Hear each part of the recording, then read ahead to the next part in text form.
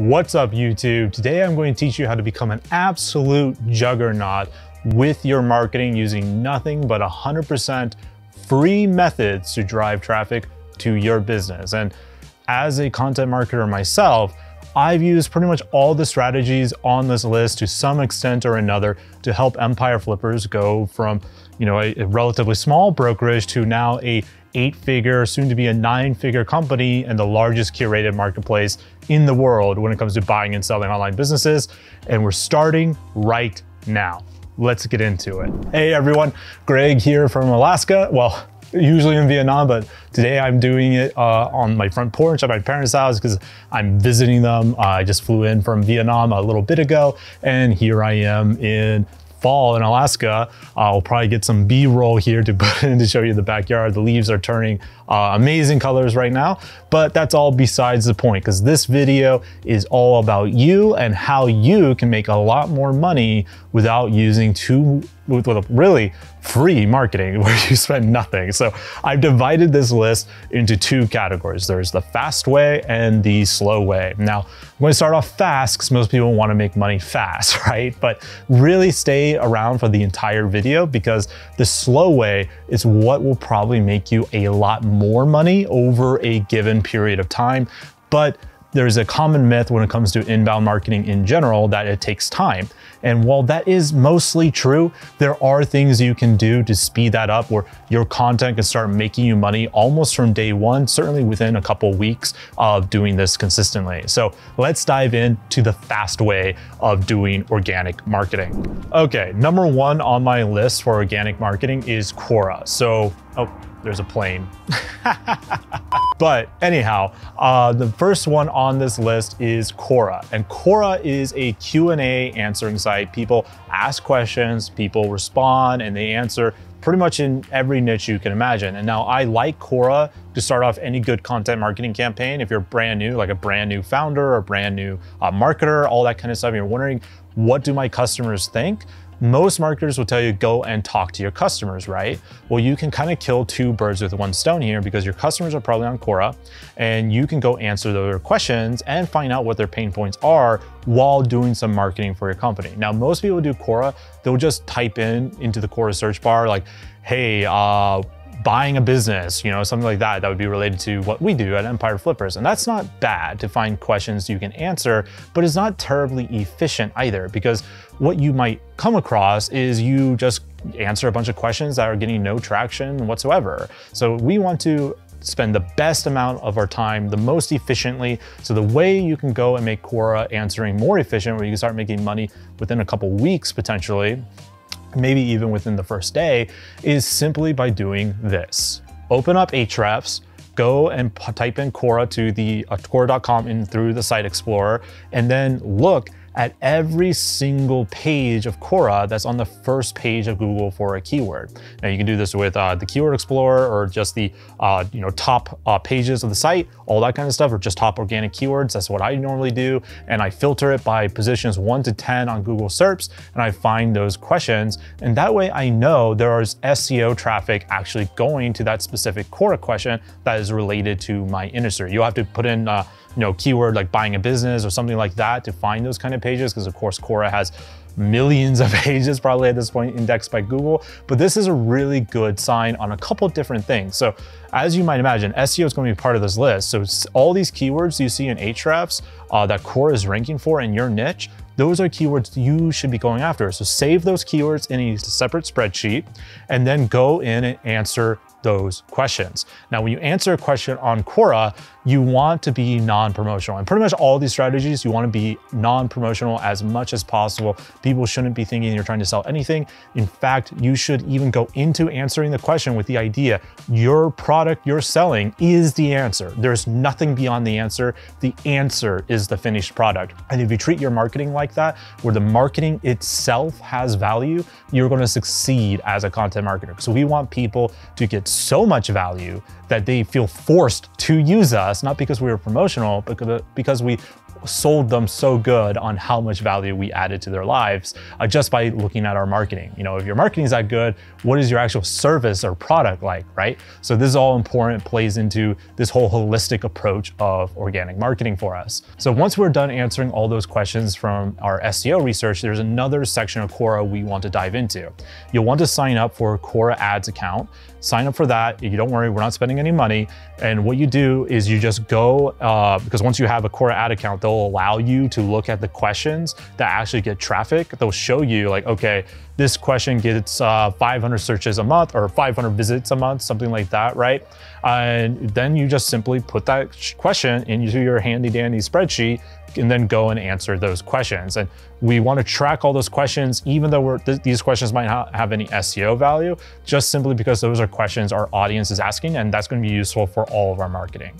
Okay, so that's Quora in a nutshell. We've done this. People on my team that join my marketing team, I often have them answer questions on Quora underneath my account because it gets them familiar with the industry and all helps our organic stuff, as well as helps my own thought leadership as the director of marketing that allows me to go and do webinars and other cool stuff, because there's always a hard and soft power in marketing. Speaking of that real quick, hard power, if you haven't seen my other videos, a hard power of Quora marketing is you can actually see traffic in your Google Analytics coming from Quora. That is a hard power. Now, the soft power of doing Quora is if you are answering questions underneath your own name versus say just as the brand, you build your own thought leadership where people start reaching out to you over Facebook, Instagram, LinkedIn, and it just helps you in all of your other organic marketing because you're building this kind of thought leadership inside of your niche. Okay, so that's Quora, that's hard power, soft power. Let's move on to tip number 2, and that is Reddit. So Reddit, of course, would always come up because I always talk about Reddit. So Reddit has tons of subreddits that are probably related to your niche that can be very, very useful for you to explore. So you find these subreddits related to your niche and you start seeing what are people asking here. There's probably a bunch of questions. Again, just like Quora, we want to write down all those questions because we're doing market research at the same time we're doing content marketing. Now you go in there, you answer all those questions, right? Now your best Quora answers that you felt like you really gave a lot of value in that Quora answer, take that Quora answer, find the subreddit that is the most active subreddit in your niche and post it in there, but do a little explainer like, hey everyone, I saw this question on Quora, I answered it, I thought it could add a lot of value here too. Hopefully it does. Here's the question and here was my answer. And that is a simple way to do some content repurposing between Quora and Reddit to start getting some engagement. Now you might be wondering, well, if I'm not being promotional, how are these people coming to my website? On Quora and on Reddit, you can indeed put links back to your website as long as you do it tastefully. It shouldn't be in any promotional way. Usually whenever I answer questions on Quora or Reddit, the links, unless it's like super relevant to like that one section that I'm answering in the question, usually I'll put hyperlinks at the bottom. So I'll be like, if you want to read more about this, by the way, we have this ROI study or this case study or this white paper over here. And I never link to a landing page, never link to a landing page, link to another piece of content that hopefully dives deeper over what they're talking about. So that's another way to promote your blog content when you don't really have any SEO traffic, is by doing these answers on Reddit and Quora. And between Reddit and Quora, we've gotten tens of thousands of visitors. In fact, by doing Reddit AMAs in our niche, in our space, we've even been on the front page of Reddit. We were positioned number 11. Fortunately, we didn't break into number 10 because, well, it's Reddit and an owl with strangely long legs beat us, unfortunately. But those two are solid. They're very easy to start with, and you can even get your content team helping you field those questions with a good system in place. All right, next one is social, and this is probably the easiest tip for you to do, and it is also the least effective, but it's easy, so you might as well do it. And that is your own social channel. So your brand's Facebook, LinkedIn, Snapchat, TikTok, whatever, right? Where you can simply repost your content. We repost our blog posts, webinars we're talking on, really anything that we think is cool news and updates we post on there. And I will be the first to tell you the reach on this is very low. If you're spending more than like a half hour per a Facebook post, do not do this. You need to be able to be quick and nimble in order for organic social to be any use for your time. So really, you should only be spending like 5 to 10 minutes on, say, a tweet or a Facebook post or anything like that, because the shelf life is very, very small. So usually the easiest way to do this is simply reposting your blog content. You're not going to get a lot of engagement, you're not going to get a lot of traffic. You will get some, and that is better than nothing, especially if you're only taking a few minutes of your day to post that kind of stuff. Now, you might be in a different niche than us. What we have found is social is not terribly good for us, but we're also in a very niche of a niche, right? Internet marketing, actual successful internet marketers with businesses for sale that want to sell. It's like very small niche, right? You can look at my YouTube channel, and I don't have tons of subscribers or views, but every one of my views could be worth hundreds of thousands of dollars or millions of dollars because of what I sell, right? So our organic reach, while it is small, those little traffic ticks actually have led into seller submissions that have sold their business with us on our marketplace. There's another plane. Oh no. This is the problem with being in Alaska. Everyone owns a small plane.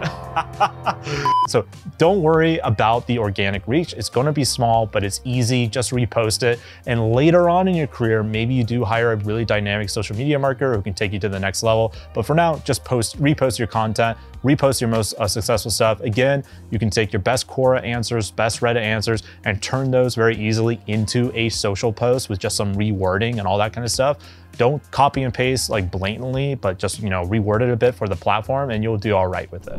All right, now let's talk about cold email. So when it comes to content marketing, you probably don't think about cold email, but there's actually a really great strategy you can do with cold email and cold messaging that can work really well. So there is a strategy in a lot of SaaS startup space called your Dream 100, or really any service business. It doesn't have to be a SaaS business, but your Dream 100 is the 100 clients you would absolutely love it if they were using your service.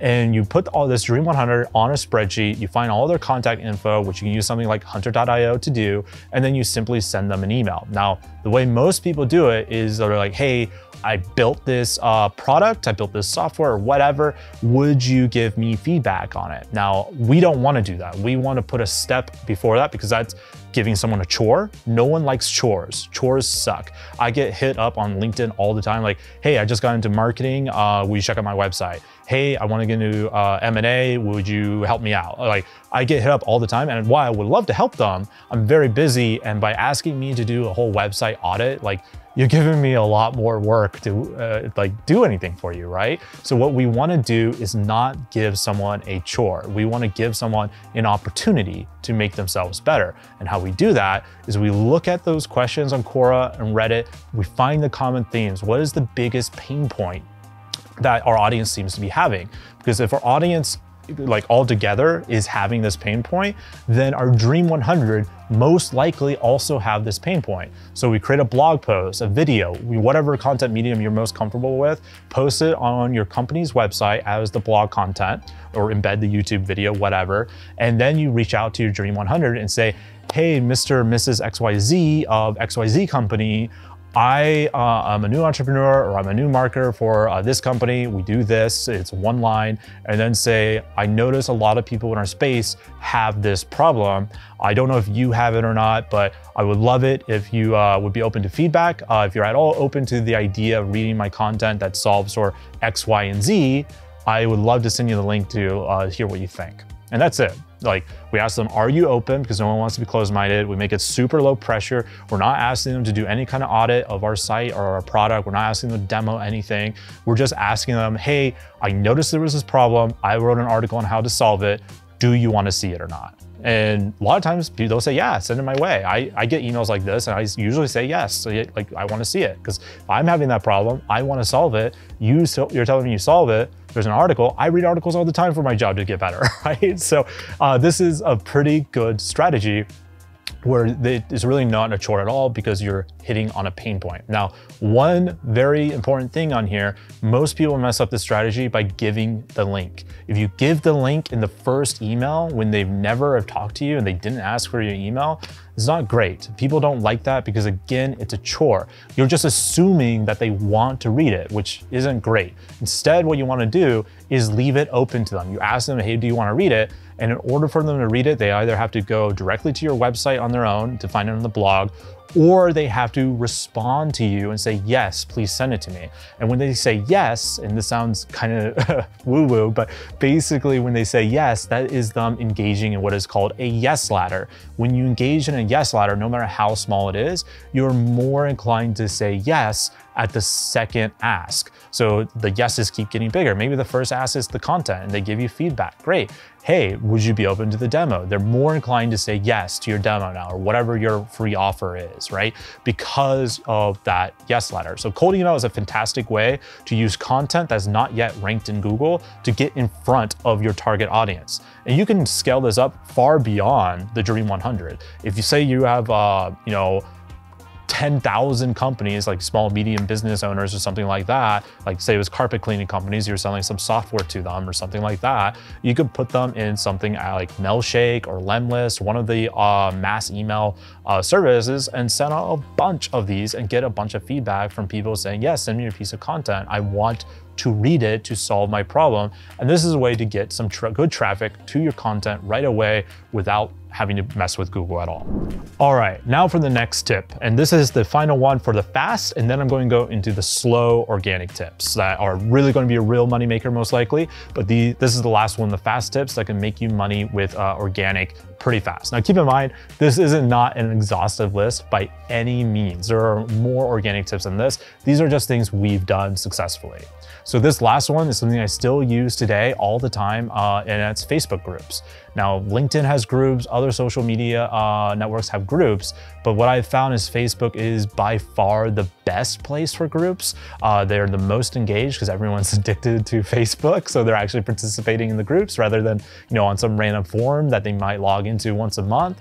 So Facebook is a fantastic place for groups, and for most niches, there will be Facebook groups for you. So say you're running a marketing agency for plumbers, there's probably like a local small business group for your specific area, or a plumbers association group, stuff like that you can join and start giving marketing tips or whatever it is that you sell. For us, we help entrepreneurs sell their business, right? So I'm in tons of Facebook groups for entrepreneurs, whether it's Amazon FBA, SaaS businesses, content businesses. I'm always in there answering questions, interacting, trying to build my network of people that know, like, and trust me. So when they do see a piece of my content, say on my blog or email or whatever, they're more prone to do that, to go actually consume that content because they see me participating out in the wild, so to speak, in the social economy of my niche.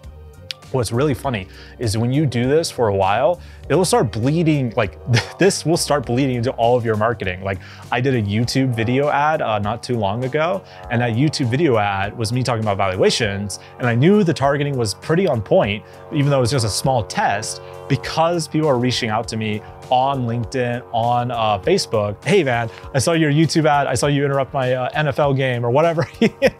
So this can work really, really well. That plane. Too many planes.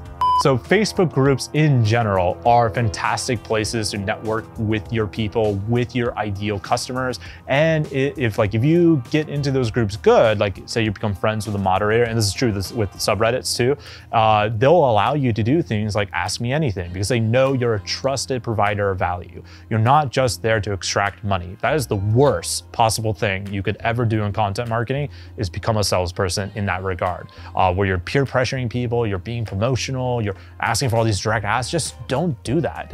No one likes to be sold, but everyone loves to be helped. So just help them. Remember, all of your content marketing, that should be a finished standalone product in of itself. It's so valuable, whether they ever buy your service or not, whether they ever talk to you again. they leave that piece of content smarter for it, and their business is better, or whatever it is you're helping them with, right? It doesn't have to be B2B. There's plenty of B2C examples of this too. Like if you're selling jump ropes, you can join a bunch of fitness Facebook groups that are hyperactive and give tips and show people how to do jump rope practices or give them education on jump roping, all that kind of stuff, So this can really work whether you're in B2B or B2C, and I love it because it really helps you build your thought leadership. And when you're a new brand especially, people don't trust brands as much as they trust faces, right? There's a reason why I'm doing a talking head video versus an animator explainer about these organic marketing tips, because I'm endearing with you as you're watching me. You see my face, my reactions, all that kind of stuff, right? We're building a relationship, whether that sounds really weird, right? But we are. You're getting to know me a bit, my mannerisms. I'm in Alaska. If you've seen my other videos, you know I'm in Vietnam. I have issues with ring lights in my glasses. I'm humanizing myself,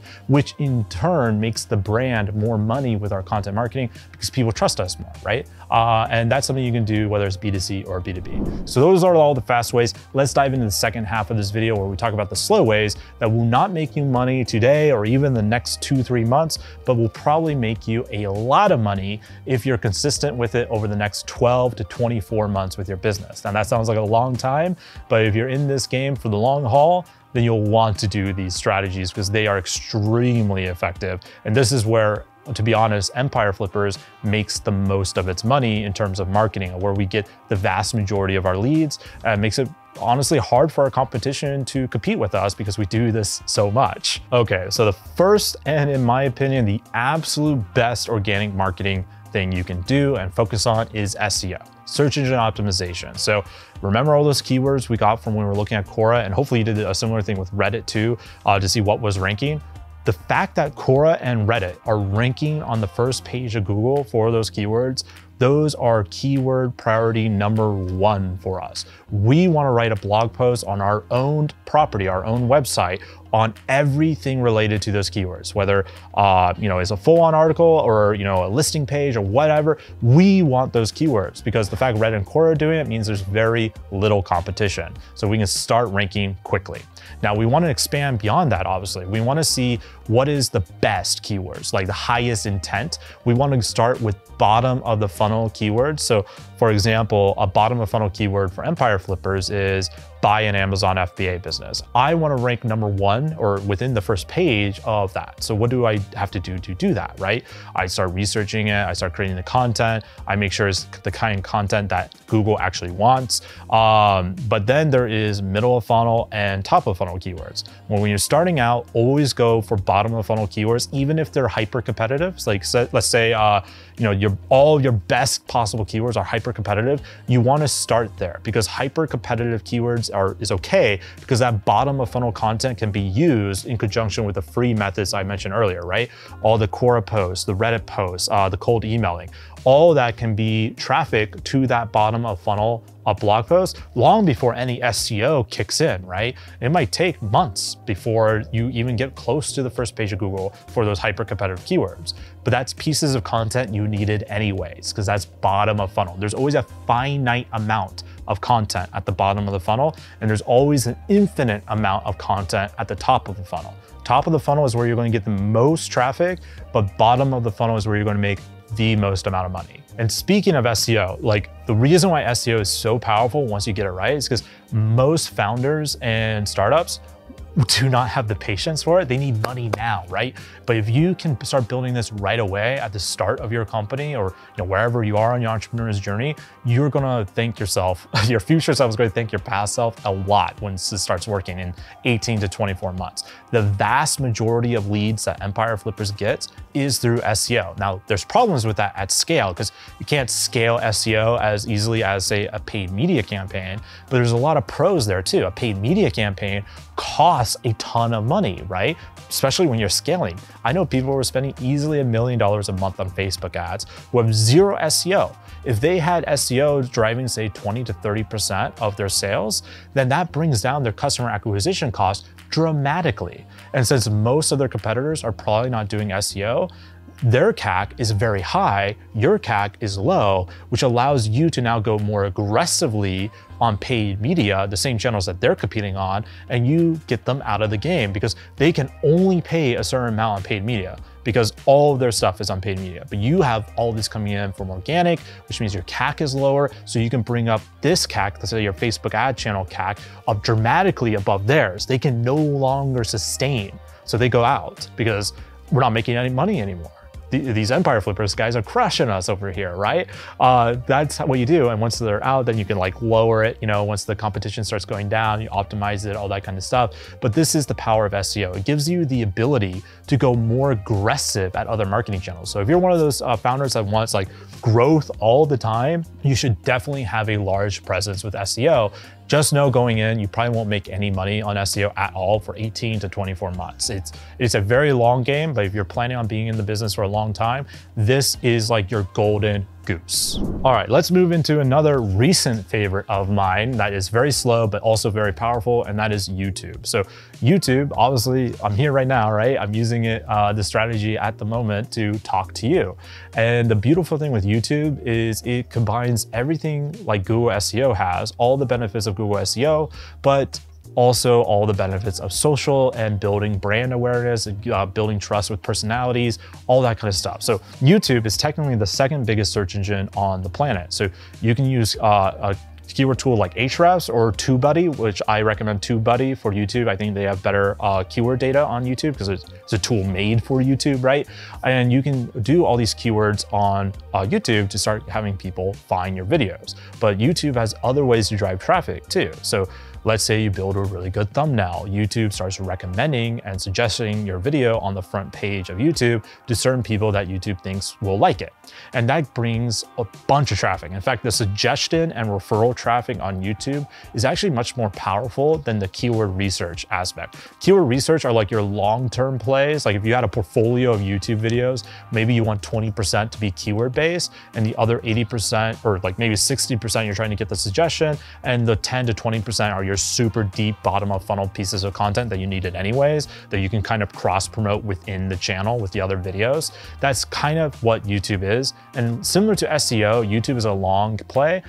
You're probably not going to make much money on it for the first 6 months or even the first year. Like this channel has been around for a little bit over a year now, though to be honest, I only in the last 4 months have we really dedicated a lot of effort and focus on it because I'm trying to get my team to do more video. And so I'm trying to learn it as well. And in that time, we have grown this YouTube channel to over 1,200 subscribers. And hopefully by the time you're watching this video, it's way more because you subscribe, go subscribe. But I've been doing this like part-time, right? I'm still doing all my other stuff at Empire Flippers as a director of marketing. And I'm shooting these videos to try to learn how it works so I can give it to my team so they can start doing it as well with their own YouTube channels for the company. And we've had great success.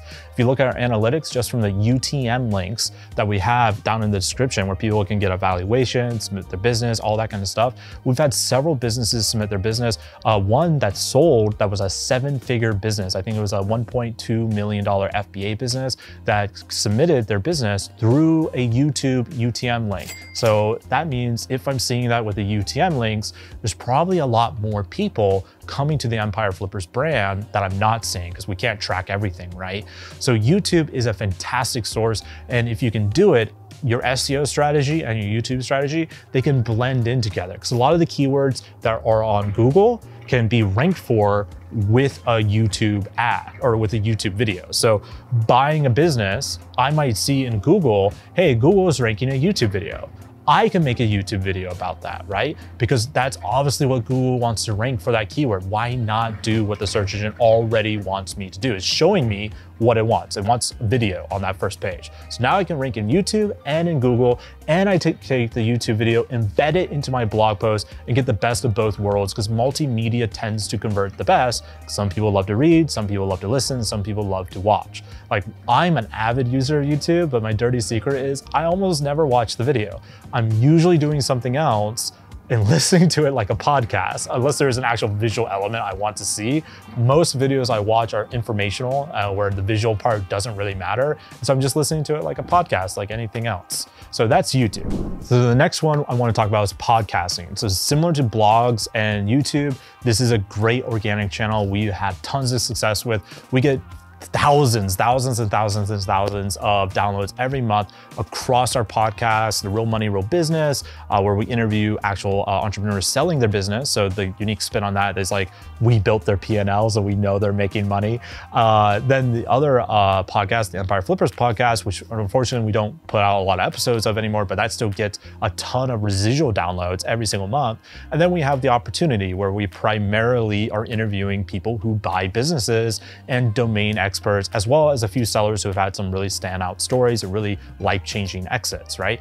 With the opportunity, the original inspiration for that was I saw there was a content gap where everyone's always talking about the seller making these big exits, but they never talk about the buyer, like what happens after someone buys. And that can be a harder story to tell, to be honest, because like, I can't go write a case study on a buyer because like most buyers won't give you enough information to write the case study. But if you put them on an interview format, then you can get the case study because they're much more likely to help you, because it's kind of cool being on a podcast, right?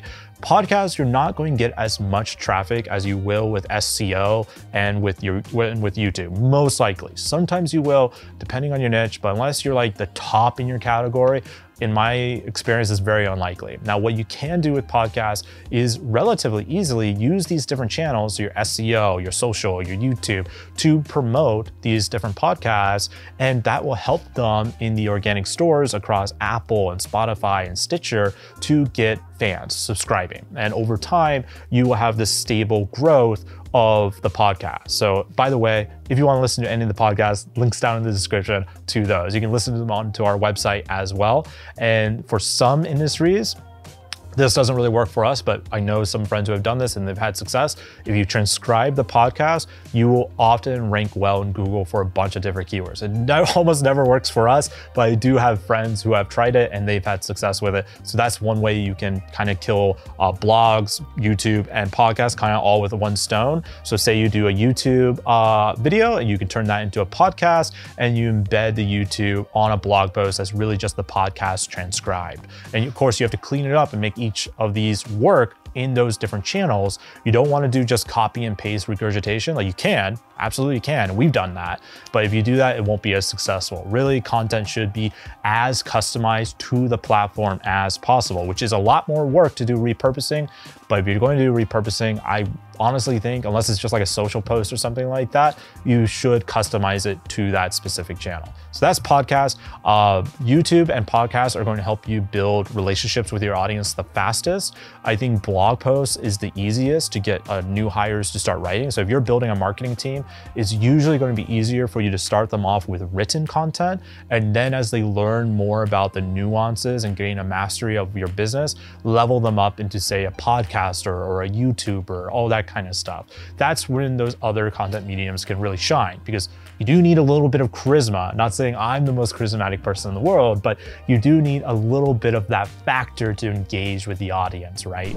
All right, now I'm going to give you something I did years ago that helped us make hundreds of thousands of dollars and still makes us hundreds of thousands of dollars. Now, this is a really good strategy when you are not scaled up. When you are scaled up, it's still a good strategy, but you can't rely on it solely. And that's guest posting. So guest posting, if you're familiar with SEO, is very common, and I don't need to explain it at all. Now, if you're not familiar with SEO, guest posting, all it is you reach out to a website with a blog and you ask them, hey, I would like to write about X. Are you open to it, right? Like for us, we usually write articles on like, hey, I would love to do, if you're open at all to this idea on how valuations work for Amazon associate sites or FBA businesses or DTC e-commerce stores, right?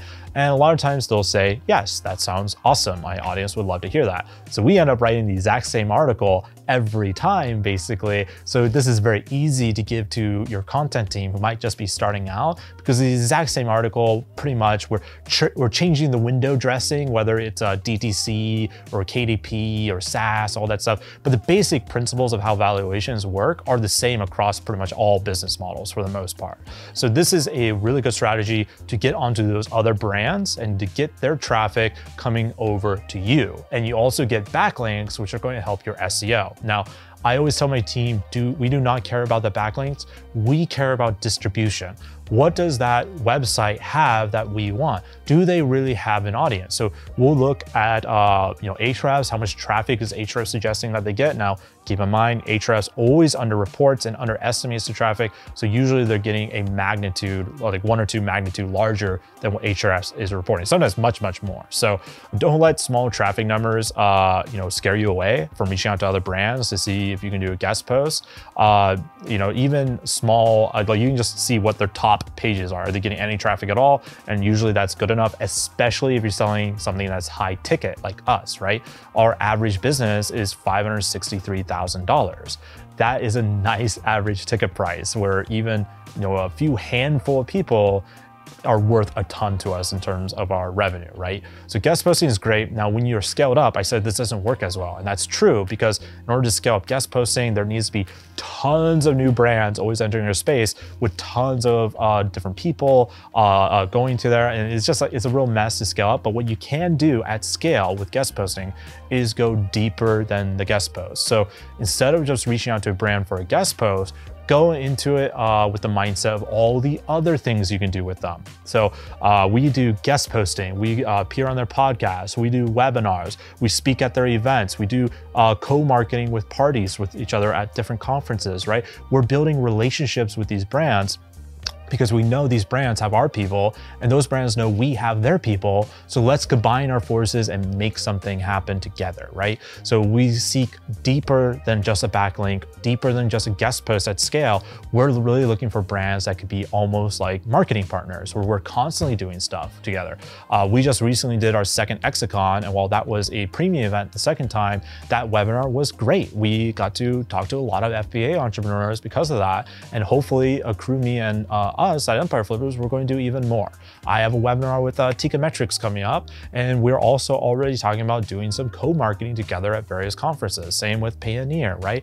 I'm looking deeper than just a simple blog post. The start of the relationship is often the blog post, but is by no means the end goal. I want relationships where we can go really deep and help each other's audiences. And that's how you can scale a guest post, by building that kind of content ecosystem. Like, what kind of content packages can you help them, and vice versa? What can they do for your brand that helps them via content that your audience would love, right? So that's how guest posting kind of works as you get into bigger scale. The backlinks are really just, not even a second thought, maybe a third or fourth thought at that point, right? All right, so that's the power of organic. Now, I mentioned this before, but most brands are terrible at organic. They do not do a good job. They never do anything that's interesting or even test something out. Like we've been testing out social media for a while and we've been failing. And that's okay, because most marketing is experimental. You'll almost never get a breakout hit when it comes to organic marketing. You will, over time, start building a reputation. And if you can hold on into the game long enough, that becomes a real avalanche of traffic. We get hundreds of thousands of visitors to our site every year purely through organic means, which means our cost per acquisition is super, super low. I just mentioned our average deal size, $563,000, right? Somewhere around there. It's in the upper 500K range. I always forget the specific number, but that is big coming from something that is effectively free. The only thing we're paying for is the actual labor cost of creating the content and editing it. So video is going to be more expensive than, say, blog post to edit, obviously, and it takes more skill to make it engaging. Editor, make this section engaging, but it is extremely cheap compared to, say, running a paid ad every day. I have a video on affiliate marketing where it's like a 45-minute guide. It's one of the very first videos I did on this channel. It's still one of my best performing videos in terms of how much traffic I'm getting to it on a passive monthly basis. And while it's not a lot, getting like even a few hundred visitors per month to that video is huge considering what I sell in terms of helping entrepreneurs exit their business or buy a business, right? So organic marketing is super, super powerful. Most companies don't don't get into it successfully. So if you can, that puts you at a super competitive edge where you can definitely overtake your competition with paid ads. Like for us, when we started doing paid conferences, which are wicked expensive, that is where a lot of our competition gets the majority of the deals, is at these conferences, right? We don't. We get the majority of our deals from organic. But now when we show up at a conference, what do we have? We have this plethora, an absolute mountain of thought leadership from all the blogs, videos, podcasts, etc. that we've done. Everyone at that conference knows who we are. And now they see us with a nice booth. We have people there talking to them. That makes our conversion at conferences much, much higher than our competitors would be when they have basically very shallow content marketing going on, right? So content marketing, the soft power overall, is even better than the hard power of the free traffic. Content marketing, the soft power, makes literally all of your marketing better. It makes all of it more effective, more intuitive, and makes people love you when they see you. Just like I did that YouTube ad, that little test, I had tons of people reaching out to me on my Facebook and LinkedIn because they know who we are. They know who I am. They know who Empire Flippers is, and they think it's cool. Oh, I just saw Greg on a YouTube video ad. What? So content marketing is extremely, extremely powerful.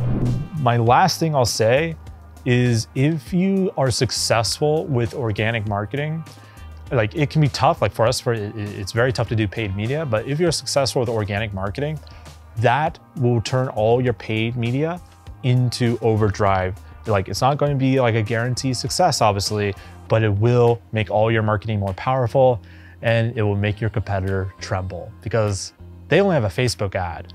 You have an audience. See you in the next video.